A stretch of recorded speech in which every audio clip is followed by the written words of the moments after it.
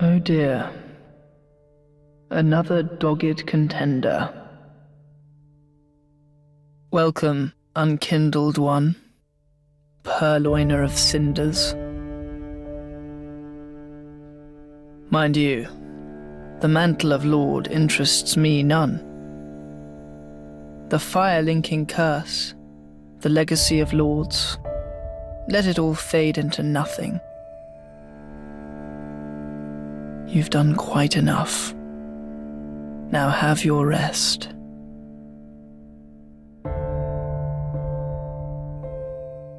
Hey there, my name is Alex, I am the Silvermont, and welcome to another episode of Dark Souls Lore. In this video we'll be looking at a pair of characters from Dark Souls 3, the twin princes of Lothric, the elder brother Lorian and the younger brother Lothric. Beyond the brothers, so too will we discuss their extended family, from Ocelot to Aceros, and their elusive mother as well, and perhaps even their tentative connection with Gwyn's royal family. So, let's get started.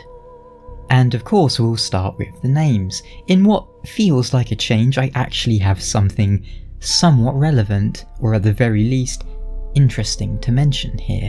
The name Lorian has connections to the more common name Laura, and seems to stem from the word laurel, from the laurel tree of course. In Latin, laurus means victory, and the Latin for the laurel tree is laurus nobilis, so we have a name associated with high honour and victory. There is also a connection with Lord of the Rings here. Much like Anor Londo and Irithyll, it is twofold. The Valar Emo in Lord of the Rings is more commonly known as Lorien, for he dwelt in the land of Lorien, and perhaps you've heard of Lothlorien. Loth as in Lothric and Lorien as in, well, Lorien. Maybe it's just a coincidence though. Quite literally, Lothlorien means dream flower. Loth is flower, Lorien is dream. As for Lothric, I was unable to find any substantial meaning behind the name in reality, but as far as the game goes, the game world is Lothric, the kingdom of Lothric, and we could assume that the Lothric we meet in game was named after another holy king Lothric, perhaps the founder of said kingdom. And the Lothric that we encounter is Lothric II or Lothric V, something along those lines. Those are the names, but who are the brothers? Let us start with the older brother, Lorian. When we encounter him in game, Lorian is a mute cripple, severely debilitated by Lothric's curse, but it was not always the case. Before Lorian embraced his brother's curse, he was a knight who single-handedly slayed the demon prince, but the victory eternally scorched his sword with flame. Prior to the release of the Ringed City, we could only speculate as to what that could really mean. But these days, we have a very real idea of who the Demon Prince is, and more importantly perhaps, how powerful it was. So in his prime, Lorian was certainly an accomplished fighter, and one thing I find interesting to note, his sword was scorched black by his encounter with the Demon Prince, but his armour, well, the description merely states it was dyed black, which I believe we can take in two ways. First up, it was literally dyed following his victory, perhaps to symbolise his slaying of the Demon Prince. Second of all, it was dyed in the same way his sword was, scorched by flames and dyed black, very much like the Black Knights of Anor Londo. Another very obvious thing to point out about his armour would be that Lorian's helm bears a passing resemblance to the crown of the Dark Sun worn by Gwyndolin. The image of the sun manifests Gwyndolin's deep adoration of the sun. The resemblance could be coincidental, but we'll keep that in mind for a bit later on. And do keep in mind that Prince Lothric has the same voice actor as the Dark Sun Gwyndolin. At some point though, Lorian willingly shared in Lothric's curse, presumably to ease the suffering of his younger brother. So by all accounts, Lorian was gallant and kind, yet ultimately he still aided Lorian in neglecting their duty as Lords of Cinder.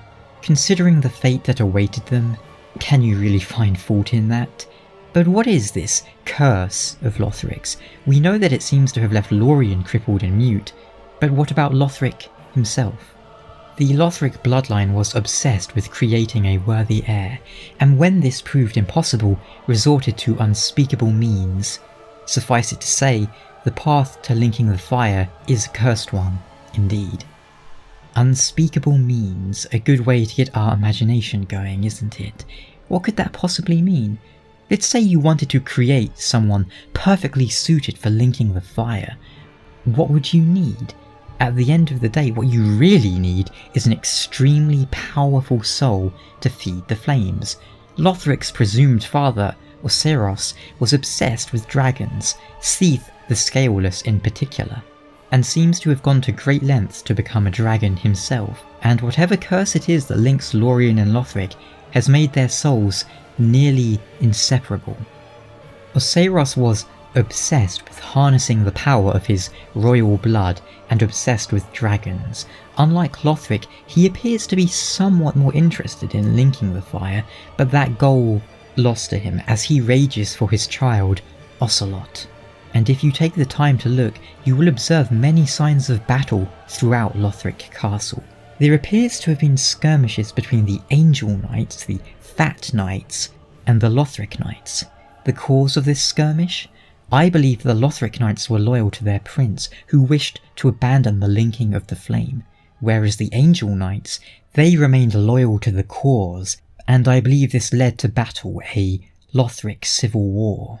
Throughout parts of Lothric Castle we can find statues of what is presumably Frampt, a winged serpent. It is my belief that Frampt posed as an angel and manipulated the royal bloodline, making them believe they were chosen to link the fire. It would not be the first time these serpents have manipulated the occupants of a kingdom to their ultimate undoing. Why, just look at what happened in Ocelot. Instead of guiding one undead who escaped from the asylum, why not create an entire lineage of undead who would be raised to link the fire one after the other as was needed?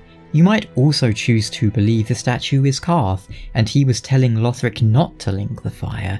Personally, I believe that makes less sense, however, especially given Karth's connection with Londor. Both serpents, it is worth noting, are absent from the game. Uria's language implies that she believes Karth is dead or gone. I believe the Fat Knights wished for Lothric to link the fire as Frampt intended, and thus were fighting against those knights loyal to Lothric. But what about the Consumed King? Truly, he has little role to play during all of this. He's clearly mad after all, and I feel as if Lothric and Lorian are content to let him rage in his sanctuary, causing little harm to anyone, ultimately. But what about dear little Ocelot?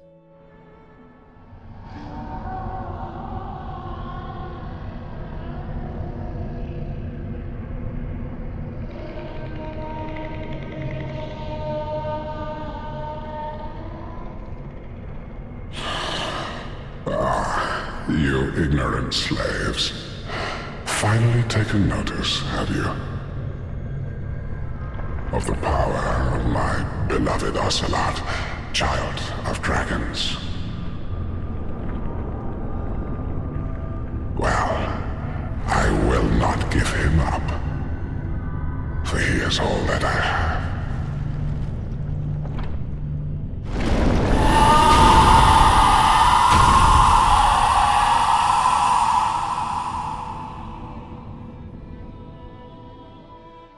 The topic of Ocelot is an interesting one, and there are many ways to look at it.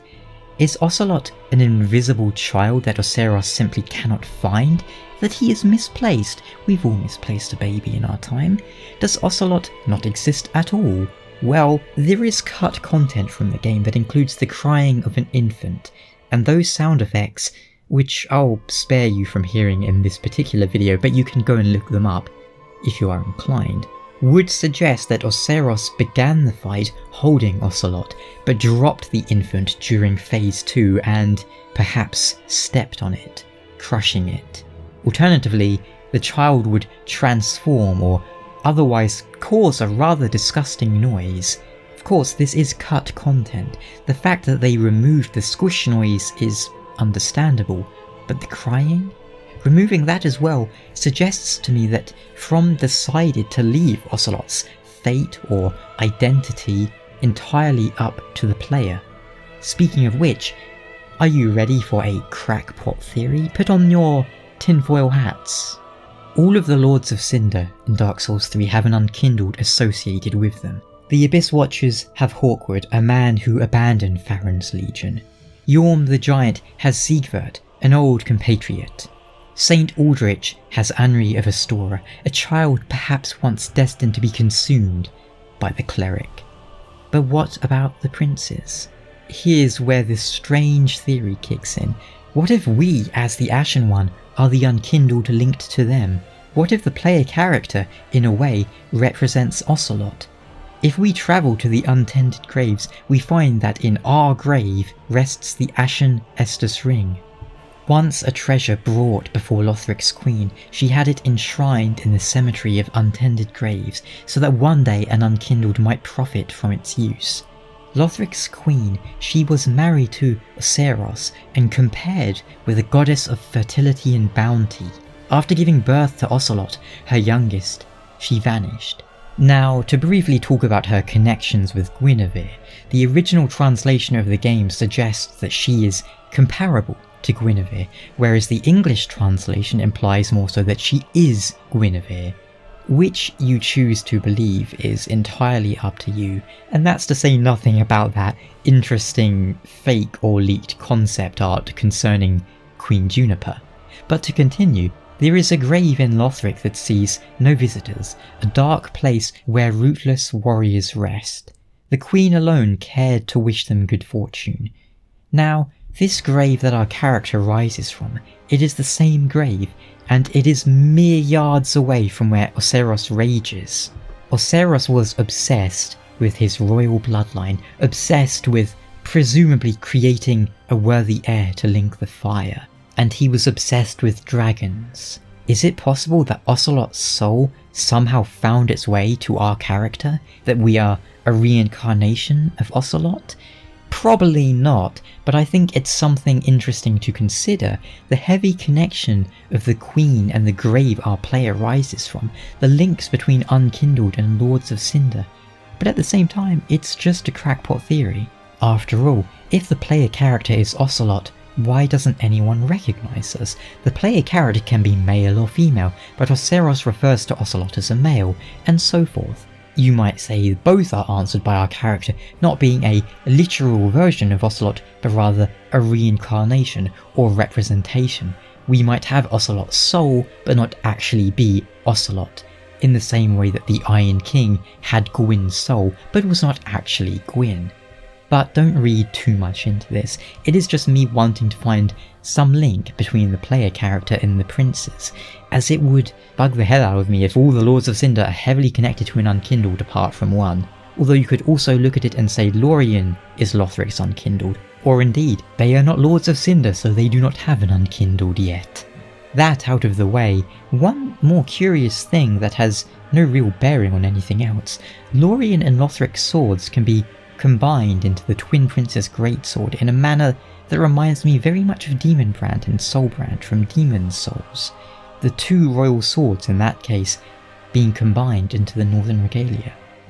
It would ultimately appear that Lorian and Lothric's curse is the result of Ocelos and his meddlings, his obsessive intent to create an heir to linking the fire.